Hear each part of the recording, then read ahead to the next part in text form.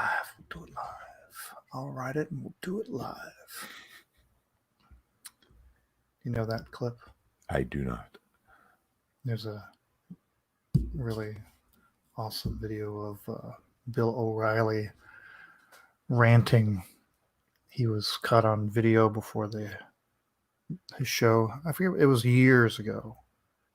Where he starts cursing out everybody. Oh no! On video. Yes. Have you ever heard the Casey Kasem rant? I have. Oh my gosh! About going into a holy cow! Going into a sad story. He's talking about some kid's dog dying or something. Yeah, let's hope none of our rant excerpts get aired. Listen, you little. Well, we don't have a production staff to yell at. We just be really nuts. I have yelling at each other or at ourselves or something. I have cats. That would be bad too if you started screaming at your own cats. They don't get up in there though, do they? No, no. That would be a whole different problem if they were able to actually figure out how to open up several doors and get out here. Well, believe me, they're working on it. Oh, one thumb away from owning civilization. Yes. What is the cat count these days? We too much hesitation. We have five cats. And the street? I don't even still overrun. There are. I don't know if animal control came through or something. But their weekly. They're down. Weekly roundup. Yeah. They just come through with a giant vacuum, and so at least we haven't had any more porch kittens this year. Well, it seems which like is how we keep ending up with. Yeah, I know. Yeah, that's how we keep ending up with cats. As we grab them, get them fixed.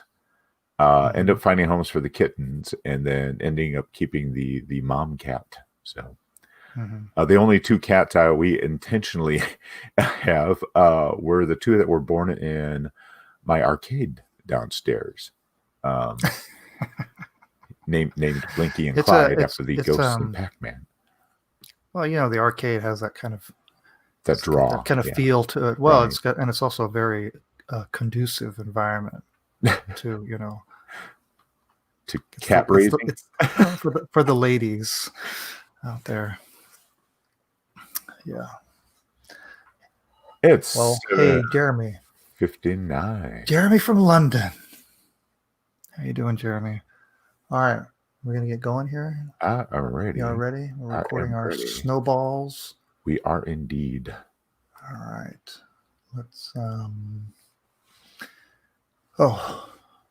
let's start the countdown at 20, 19, 18. No. We'll wait a second here. Quiet. Shh. Everybody be quiet out there. That's right. Quiet on the set. All right. In 4, 3, 2, 1. Welcome to the RetroMacCast with James and John. This is episode 542 for September 13th, 2020. Good morning, John. Good morning, James. How are you today? I'm doing quite well. Thank you very much. What were we talking about? We were talking about cats. Cats and famous caught rants by... different celebrities. Yeah, we're back. We're streaming again on YouTube Live. We've got Klaus from Sweden, Jeremy from London, and Derek from Canada. Woo! Yes, very international, as always.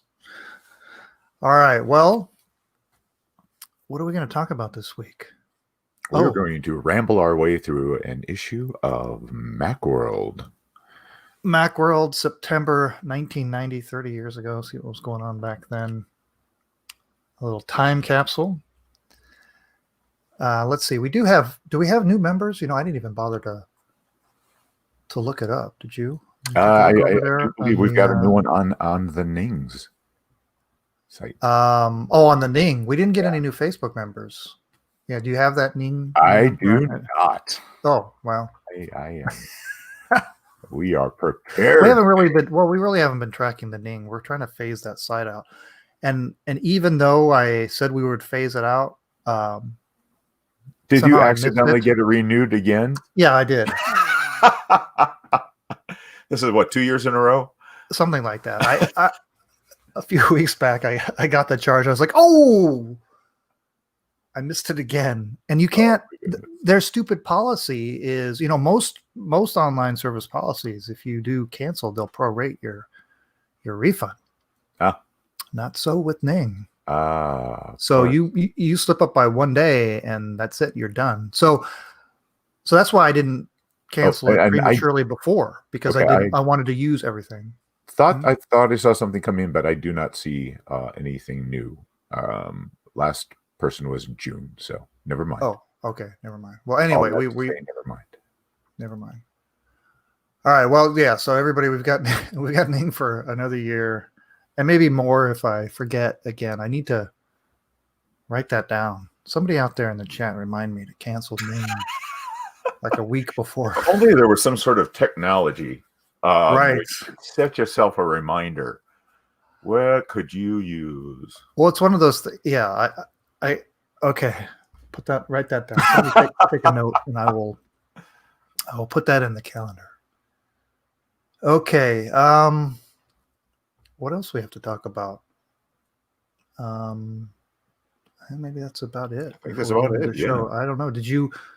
You didn't work anymore on that eMate project. What did we decide that was going to be called? I didn't.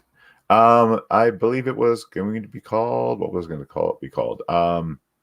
Oh my goodness! It was such a good name. It was such a good name. Yeah. PieMate. PieMate. PieMate. Right. Yes.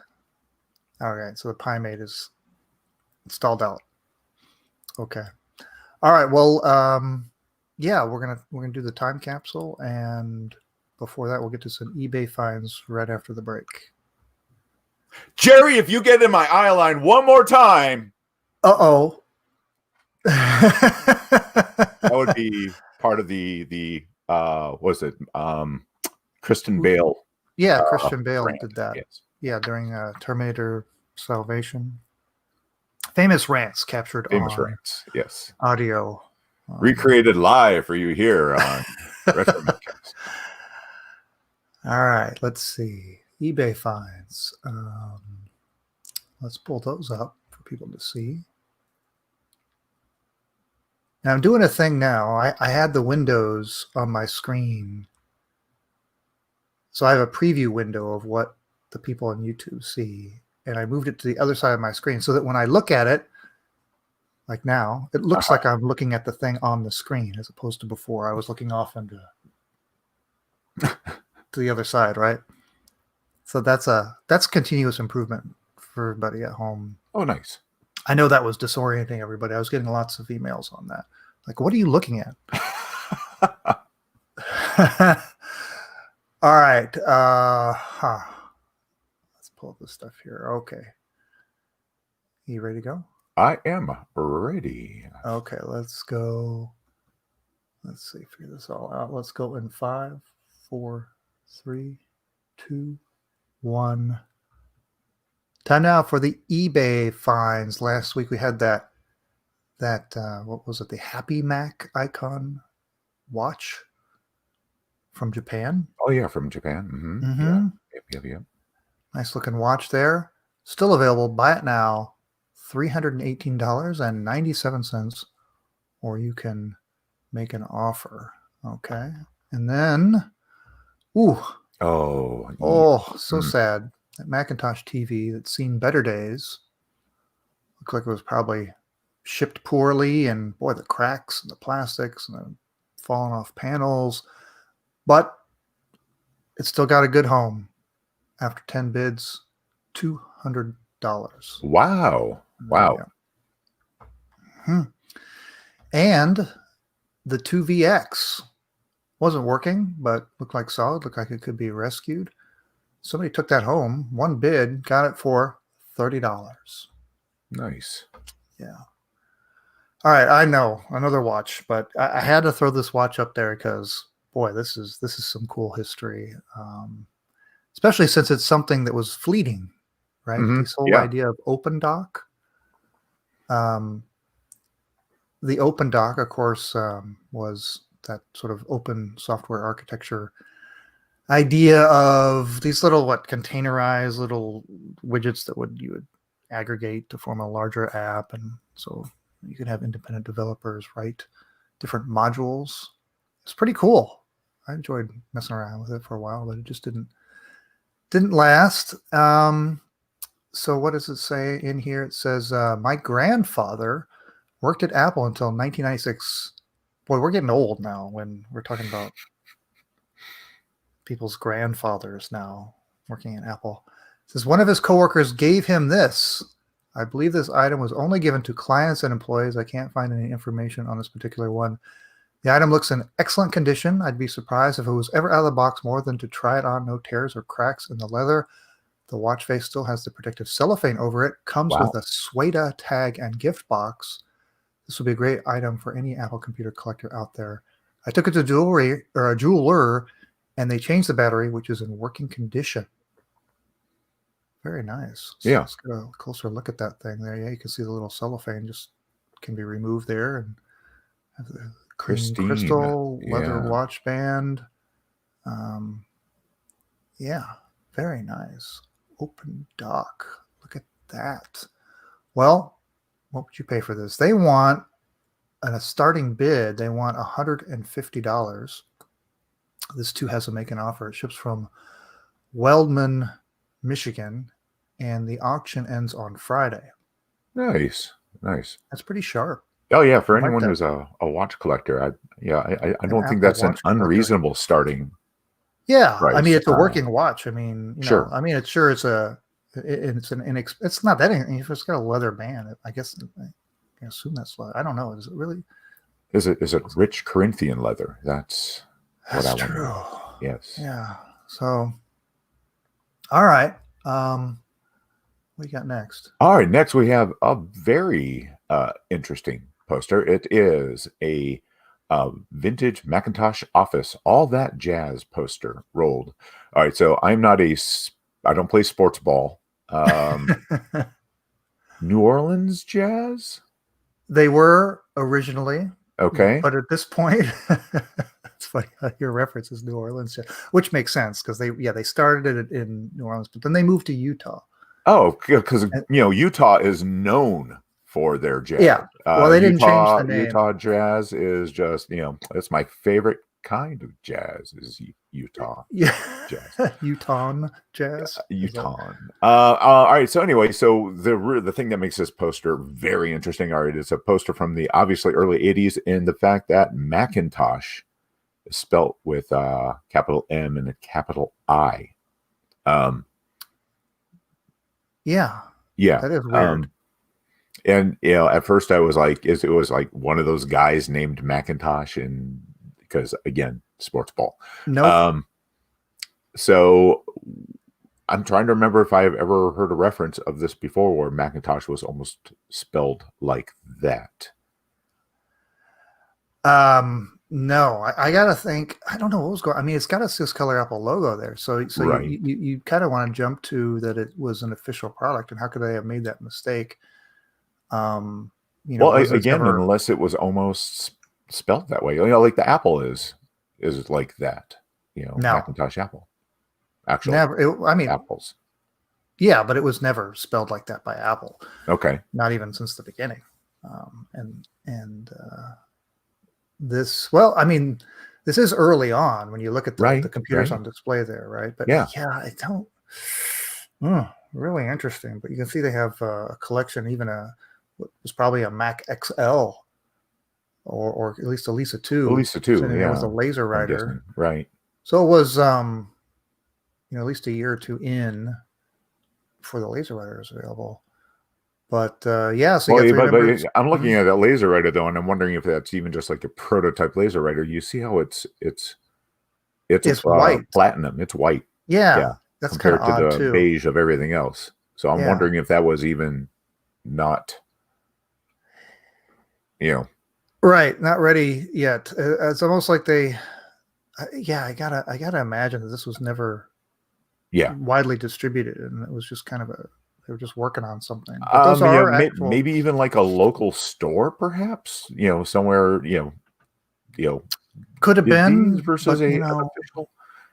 But why there's no store name? Well, that's a logo. Yeah. It's also interesting that Jazz was actually a software application, right? Huh. Remember what Macintosh? I do. Jazz. There was the Lotus Jazz, right? Which was a integrated suite, word processor, spreadsheet, database, graphics, communications for the Macintosh 512K originally, which coincidentally, it's about the same time. So, but they were obviously referring to the sports team, the Jazz. So it's very confusing what's going on here. There's a lot of weird things happening. If you want to get a closer look at this poster, one of these could be yours for $49 starting bid, or a buy it now price of $99. Yeah. Yeah. And these are actually coming from, check it out. These are coming from Utah, Salt Lake City, Utah. Yes. Okay. All right. And finally, boy, wouldn't you look sharp in a pair of these? The title says Apple Late Night with Mac OS 8 Glow in the Dark. Boxer shorts. Wow. Very rare. Wow. All right. And so the description says these were given to attendees of the Late Night with Mac OS 8 testing sessions at WWDC 1996. This was for the never released version of Mac OS 8, codenamed Copeland. The front and back have the 8 logo in various colors. The front has Late Night with Mac OS 8. The back side has I'm behind Mac OS 8. Is that right? Where does it say that? I'm behind Mac. Look at the last picture. They're showing it it only shows up in the dark. Yes. Wow. Yeah. Size XL, 100% cotton. Look at that. Wow. Somebody said, "Hey, I've got a good idea." Another rarity. My goodness. Glow in the dark boxer shorts with a secret message. Wow. Never been worn. Action Retro may be bidding on these. Not want, need. That's right. Well, you're going to have to pay a lot of dollars because the starting bid is $150. Now, there's only 2 days to go and nobody's bid yet, so you might want to take advantage of that make an offer button right there. Yeah, we'll see if somebody buys these shorts by next week. Okay. Yeah, Derek remembers Lotus Jazz. And we should say Action Retro from the Philadelphia area has joined us. So at least we have some folks from our own home country. All right.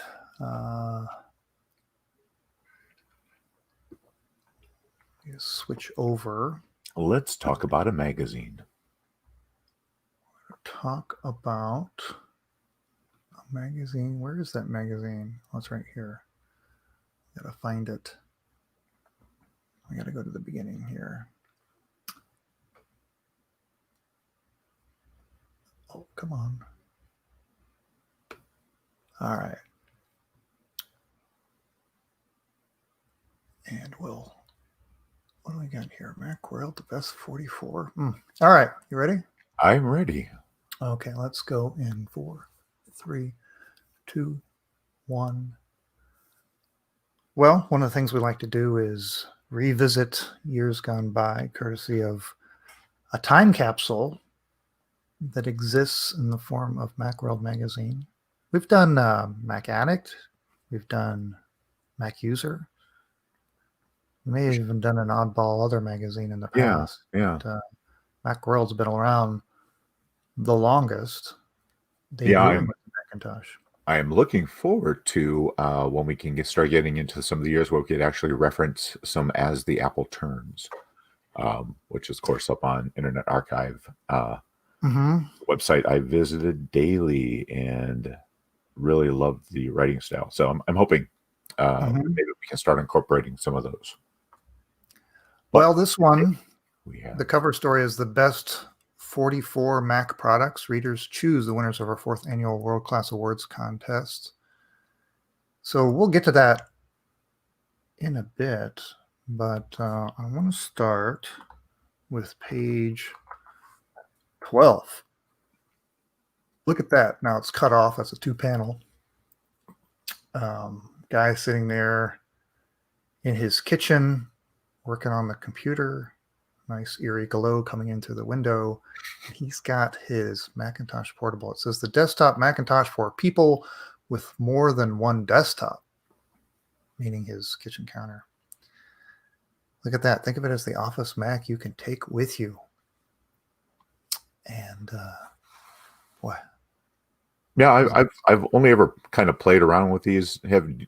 Were you? I mean, do you know anyone, or did you actually have one of these that you use as a regular? Okay. I did not. All right. Yeah, those are expensive computers, right? So, heck, my first portable was an iBook.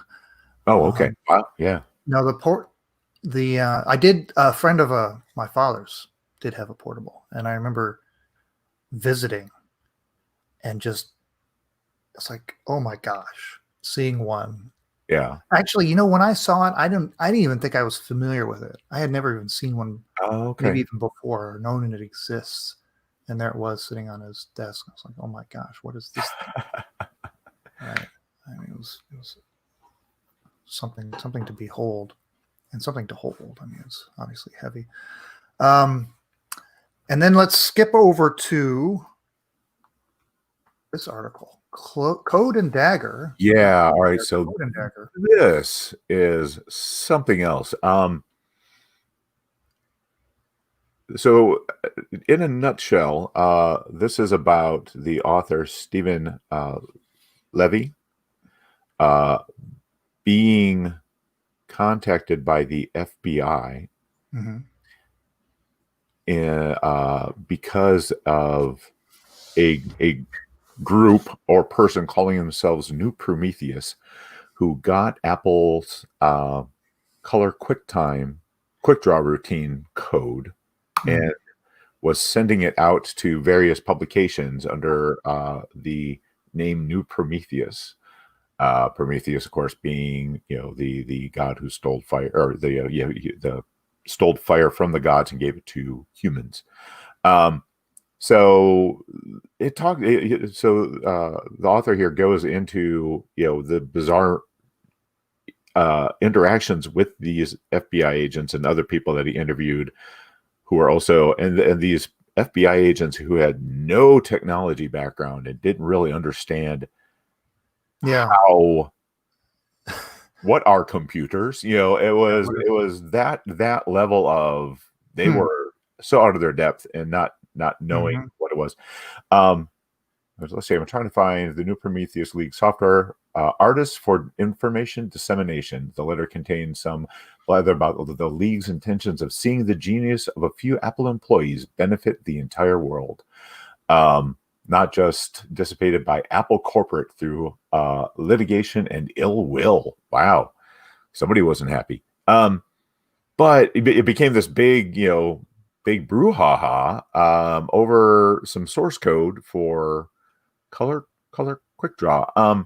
Were they just sending it out, just not trying to actually profit from it or anything? Right, just causing problems? Yeah, I think it was basically just, I don't know if it was some people on the team who were tired of kind of like the early Atari programmers not being allowed to put their names on anything, or I don't know. It is a very, very interesting read involving like one of the guys who was a tech guy, but was also somebody who wrote songs for the Grateful Dead. Was I find kind of an interesting cross thing. So I had to do a little searching on this after reading this article, and I did find a little bit more information. So after the fact, so this is while this was written while this thing was going on, but I found out Apple called the FBI. The Bureau takes an interest in high-profile intellectual property theft cases, industrial espionage, and theft of trade secrets. These were likely the right people to call, and the rumor has it that the entities responsible were in fact discovered by the FBI and then quietly squelched by Apple management. Squelched. Yes, New Prometheus was never publicly charged with a crime or prosecuted or jailed.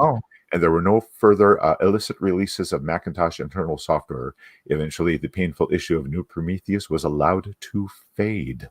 So there's a bunch of brouhaha that ended up in being nothing. But I wonder if being squelched is anything like being steved.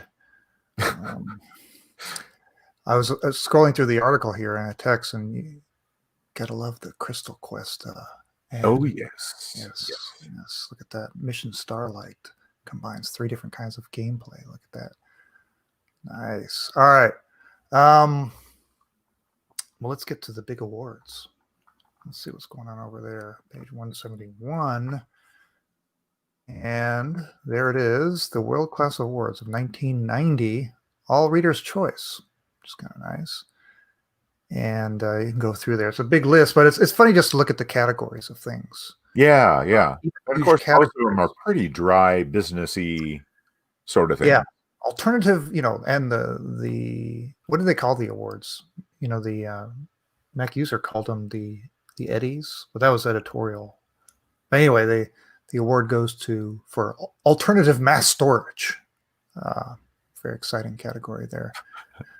But they still were carrying black and white displays as a category in 1990 because color was still kind of coming on the scene. Of course, you had to have a graphics board to go with that because you didn't have a lot of internal video options. Of course, CPU upgrades were a big deal. Digitizers, scanners, of course, hard drives, printers. You got now dot matrix still competing with laser. Input devices, micro to mainframe communications. So modem. that's all in the hardware section. They also have the big section of software, and of course, you've got your business, a lot of business communications, computer-aided design, integrated packages. They do have a game category, which, of course, that's what I immediately looked for, and the best game, SimCity. Right. Followed by Tetris and Crystal Quest, Beyond Dark Castle, Falcon, and then others. All great games. Really great games, yes. Yeah. They got desk accessories. Accessories, yeah. So it's a category. Suitcase, desktop, quick decks, font DA juggler, smart scrap, type a line. Music, nice. They've got a music one. Yeah, they've got... some other interesting Altus PageMaker for page layout, followed by Quark Express. Yeah. I also, it's kind of interesting, some of the ones that were like the top and you've never heard of them since, sort of, there's a lot of those kind of, software companies also on here, but a lot of them are still ones that are around in some form today. Sure. There you go. Yeah. And there was one more thing I wanted to show. Because look at this, we've got a short review of the Outbound laptop system on page 228. Something that was actually more akin to an actual laptop. Or certainly more portable than the portable was. There's the picture of it right there. Look at that guy. And David Pogue wrote that little article. Look at that. Yeah, Outbound, a curious one. Now, correct me if I'm wrong. Is that the one where you had to provide the chips or the motherboard or whatever? I think they bought. They bought them. Right. You weren't having to take it apart and put the right chips in. That's how they're getting away around the copyright stuff. Yeah. Right. They were actually buying the. Mac Plus or an SE, and then they would do the transplant. Yeah, they would commandeer the ROM chips from one you already own. It says from one you already own. From one you already own. I see that now. Yeah, so it says it requires a Mac Plus or a Mac SE. List price $2,999 or $4,000 if you want a 40 meg hard drive. Right. You got to add that extra $1,000 for the 40 megs of hard drive storage. Wow. But you almost kind of have to. I mean, you're going to run this thing off floppies. Oh my goodness, yeah. So $4,000. I don't know what's $4,000 in 1990. 30 years later, at least double that. Oh my gosh. Anyway, well, there's a lot of cool stuff in this issue, but I think we'll just end it there with the outbound laptop system. All right. Anybody got an outbound out there? I never got into the clones, or I mean, this isn't quite a clone, but it's essentially that same sort of category. I don't have a single one. Do you? Yeah, I do actually. I've got a. What do you got? Power computing. Oh, yes. I nearly bought a power computing. My friend Steve from back when I worked at the Photo Lab gave me that. Yes. That was a great little company. Did we ever do a series of episodes on the clone companies? I think we did. I must have. Pretty darn sure we've done it. Because power computing had a pretty cool story, and of course you had UMax and SuperMac. There was the handful of ones that were selling them and essentially not really expanding the Macintosh marketplace, but just kind of eating into Apple's own. So there's there's something that when I was reading that article about the new Prometheus, I'm like, oh man, Derek needs to do an episode about this or something, because it sounds like something that he would just really sink his teeth into. And he has mentioned in the comments that there's more background on this in the 1989 Iconoclast. Great article, podcast version soonish. So I'm looking forward to that, Derek. Yes. And Klaus says, yes, we have done a clone episode. We focus in on the companies, though, and the individual brands and their models and that. I know we've talked about clones. I wonder if we actually, because I think there's some cool stories just behind the companies and the people that started those and what they went on to do. I know I have a lot of, I think I got power computing t-shirts, if anything. All right, I need to set up here for the next segment. Brands, yes. Is that yes, like we did it, or yes, we need to do that? Which one is it, Eric? Is that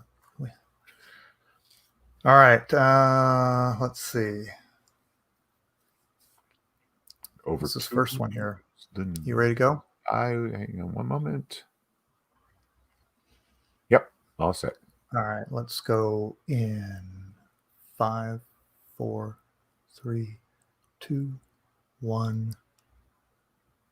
All right, let's take a look at the news over on Tom's Hardware, which is been doing a fair bit of Macintosh stuff lately.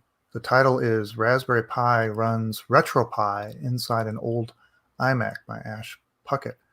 Looks like Apple, tastes like raspberry. Now, we've seen a lot of conversions of old Apple products into new things. A lot of times, yes, using a Raspberry Pi because it's so compact and powerful, convenient to load up something. Absolutely. Mm-hmm. I'm not sure. Have we seen many? I can't recall somebody taking a newish iMac. Right? No, aluminum-cased iMac. Pretty cool being able to find a converter. Right, that's the key. Right, to the video. A really great monitor on those iMacs and turn it into something that'll take a normal HDMI input. Yeah, the user here, NX2112, found a broken iMac for $60. It was broken, although the display must have still worked. And with the total cost of about $350, we're able to put a Raspberry Pi 4 in there. Found a compatible controller on Amazon that enabled it to connect to HDMI. I was really hoping there. I'm looking to see if they've actually included full post. Take a look at the full post on Reddit. I want to know that board. Mm-hmm.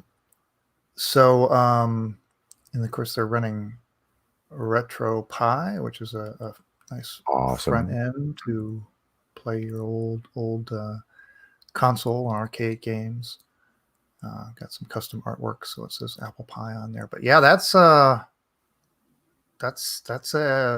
think, John, that's a cool I don't have product, any, right? but except I don't have any broken iMacs. Oh well, Which do it, you but you can easily break one.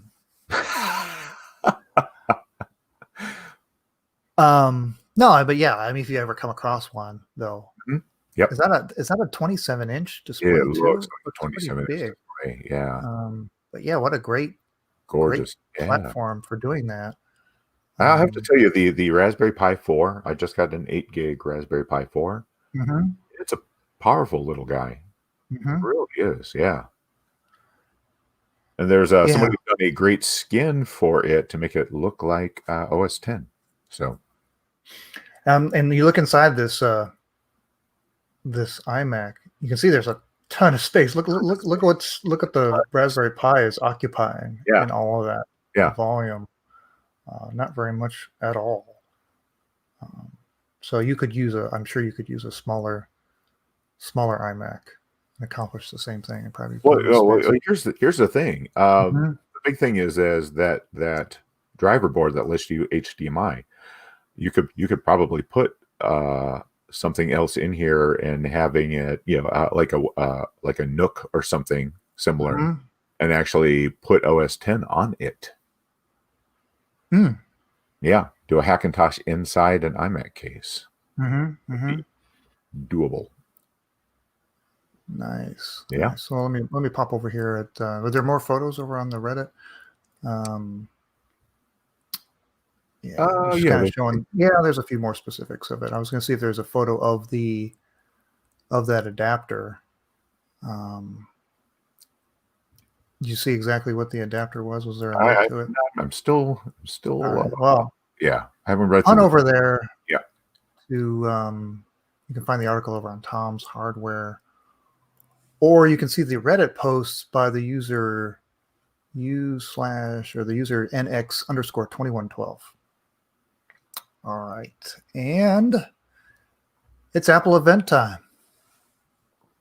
Apple has announced that on September 15th at 10 a.m. local, that specific time, they will make a series of announcements like we come to expect in the fall. Rumors are swirling about, wondering about what it's going to be. Usually it's new iPhones. Possibly might get some revisions of the watch, iPad, and who knows, maybe we'll see. I don't know. It may be too soon that we're going to see some Apple Silicon-based Macs. But one can hope. There's something that you need to upgrade, John, or you set for now? I am good. Yeah, there's no no hardware in my future. I'm pretty happy with what I've got right now. There are a few things that people stumbled upon in software and came up with the term Apple One as a indicator that they might announce sort of a new bundled service. I don't know about you, but I've lost track long ago about how many things I'm subscribed to. I think they've gotten me, right? With a little $5 here, $10 there. I've got a year subscription to that. Just evidenced by the Ning. I've got so many subscriptions. I think I need to subscribe to something that tells me what I'm subscribed to. But Apple One might be a bundling of all, at least the Apple services, which I think I'm subscribed to all those, between the TV Plus and the arcade and cloud storage, iTunes, whatever, everything's going on. Derek says boo subscriptions. Yeah. That's the model now, right? I don't know. He predicts that Tuesday's event is going to be a new Open Dock watch. You got to pay for all those high-priced Silicon Valley coders some way, and it's either you're going to pay for $800 for iWork, or you're going to have a subscription. Derek's already got the subscription catcher trademark by Cassidy and Green. Yeah, would that be an extension, a control panel? Yes. Would that be great though if there was something that universally reminded you? Now, fortunately, Apple themselves they do a pretty good job because you get even subscriptions within subscriptions, right? If you subscribe to a magazine, or if you've got some in-app purchase that has some subscription, fortunately, you get those little reminders saying, with enough time. Ning did not remind me. Good. Yeah. Go figure. Yeah.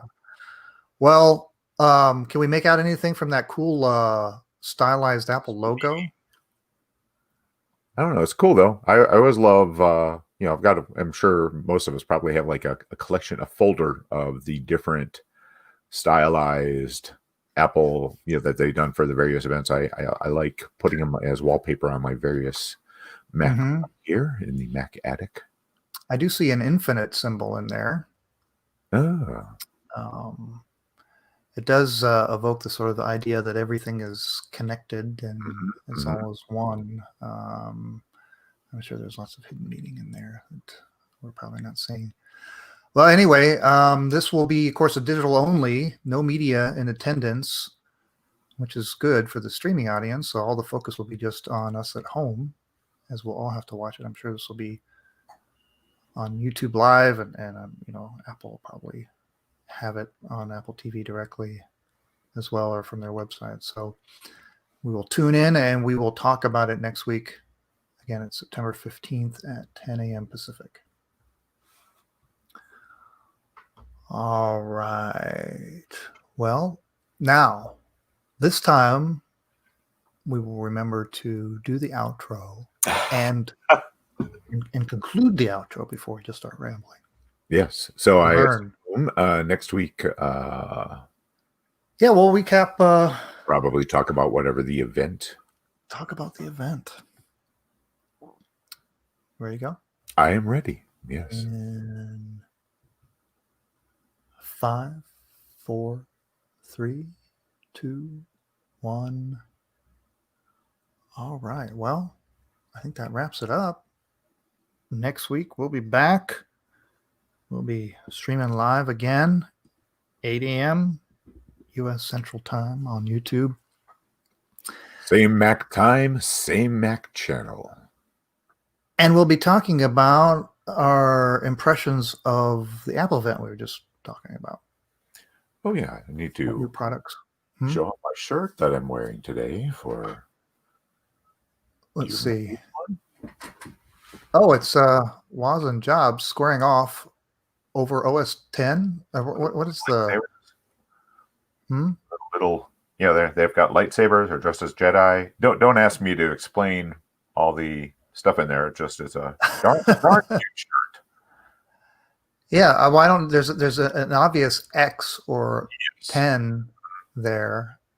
I forget how long ago I bought this. It's probably... You don't know where it came from? 10, 15 years. SKW,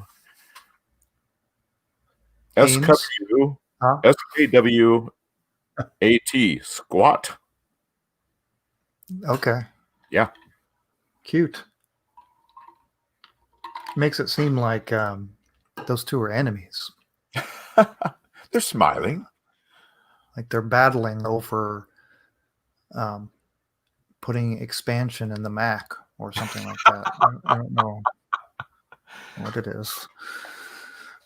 All right. Well, we did it again. We started rambling and we almost forgot that we were actually recording a show. Yes. All right. Well, so we will be back next week. We'll talk about our impressions of the Apple event. Anything else I need to mention, John? Nope, not on my end. Okay. Well, we'll see you next week. Until then, remember, it's not old. It's retro. Okay. Yes, battling over slots. How many slots should the Mac have? 0. I say 8. 8. 0.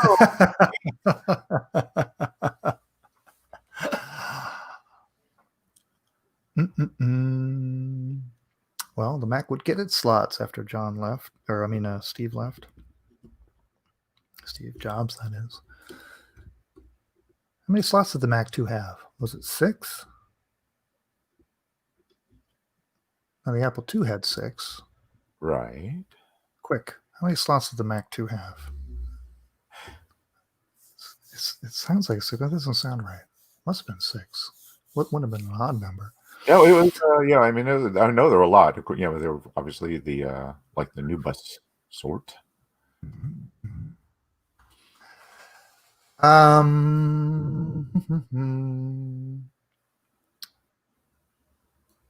right. Let's get you send me those files. Files.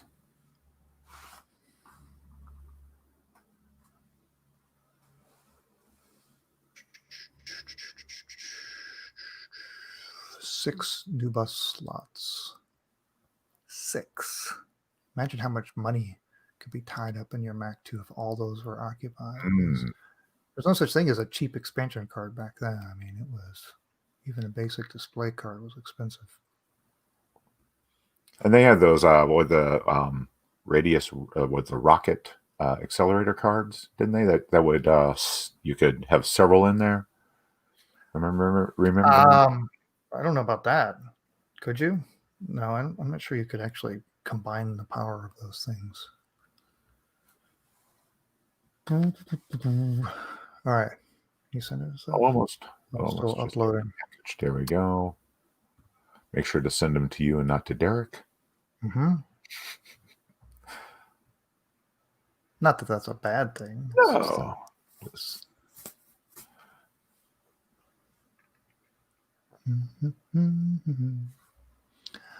Well, hope everybody out there is doing all right. Let's see if anybody else piped in. Derek has dominated the conversation. Klaus likes your shirt. And there are my files. Download songs. Action Retro, Steve Jobs didn't hate slots. The G4 Cube had 1. Oh, Greg Lovecamp has joined us also. Hello, Greg. Hello. Well, I think we finished in record time. We're just humming right along. Well, thanks everyone for joining us, keeping us company, offering input. Hope to see you next week. And